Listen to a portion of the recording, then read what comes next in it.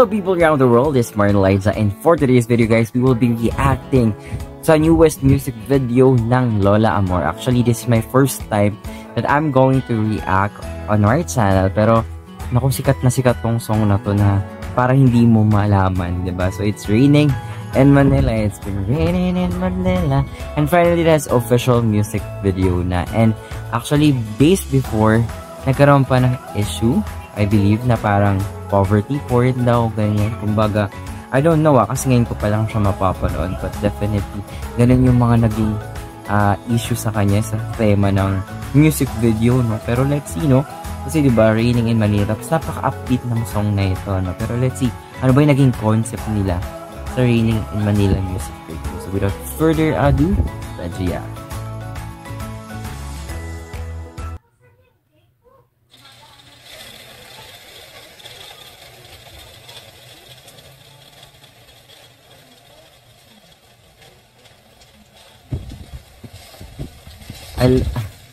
Luviophile pala ako guys, so I really love the rain. I love listening to the sounds of the rain. It gets me calm. Oh. Cut.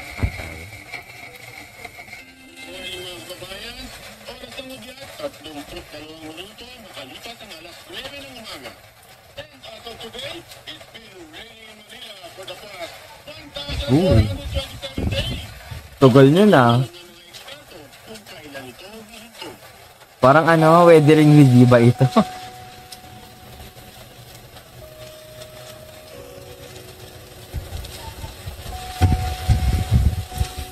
Oh, grabe. Naging Venice na. Lakas. Hindi ka ba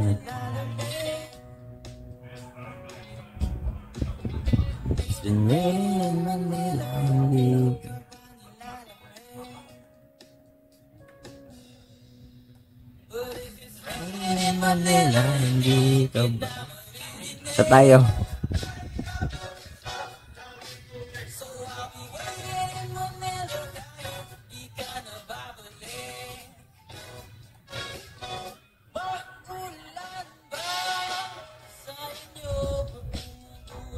Ay, as in lahat talaga, no?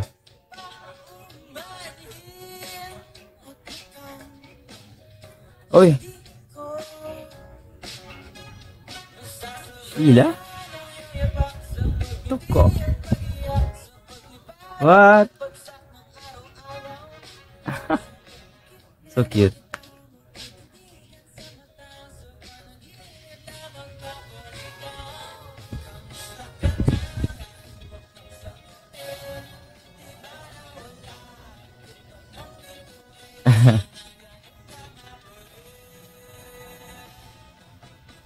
Aquarium.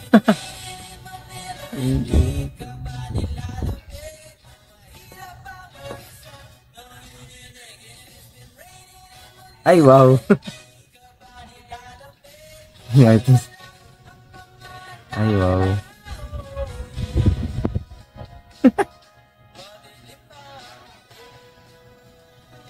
Ay. Kulit naman. Oh, bakit ikaw kumakain?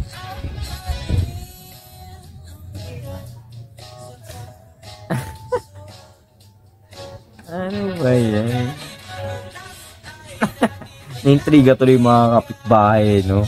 Anong trip niya?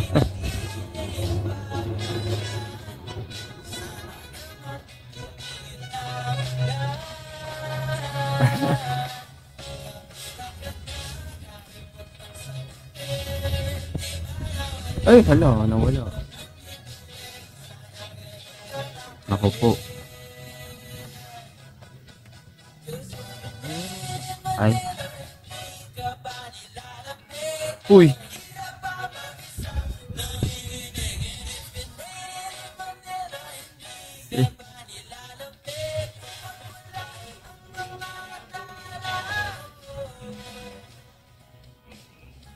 Sheila.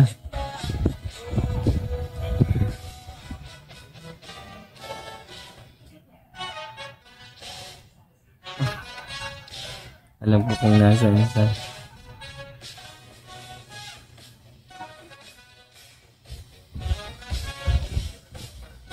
Ay, hoy. Wala ko kinain.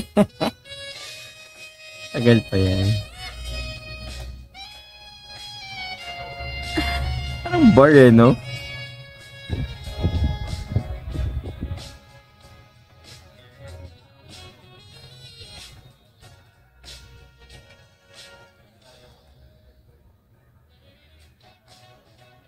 Ala, ito.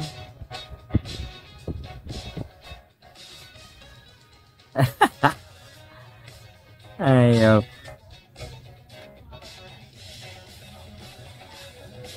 Uy.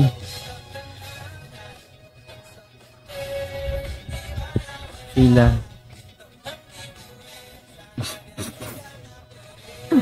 Ano ba yan? Kala ko magiging tao eh. Mukhang bibe. Palibutan niya si Psyduck.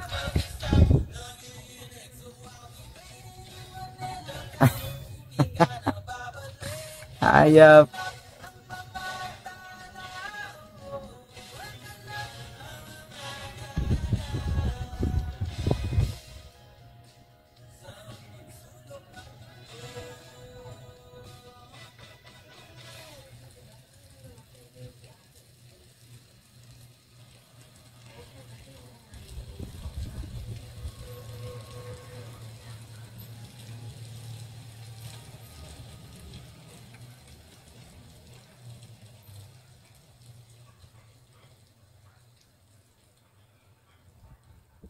Malipas ang halos apat na tumila ang ulan sa 4 na taon.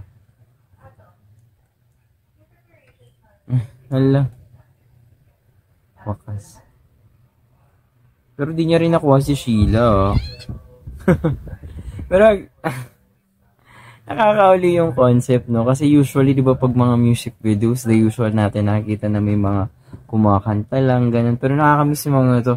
Mga, kung naalala niyo before yung mga band talaga, no? How they show their music videos, gantong-ganto yung mga story, na somehow unique and crazy, di ba? Na talaga out of the box concept. Na tulad nito, no? Meron siyang alagang tuko ba yun?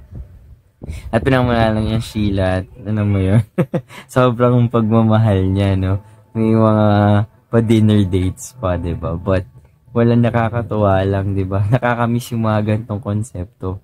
Lalo-lalo na sa mga banda dito sa Philippines. So, nakakatuwa naman siya, di ba? And, well, ginamit lang naman yung setting for that. But I don't see anything wrong na parang it's poverty porn or such because it's literally happening naman talaga yung lugar na yun. Di ba may mga lugar naman talaga na ganun? And kasi parang ang konsepto is dahil sa sobrang tagal na nga ng na umuulan, bahang-baha na, no? Hindi naman specifically sinabi na mahirap siya or ganun, di ba? Because ang ano lang, dahil ang tagal na nga umuulan.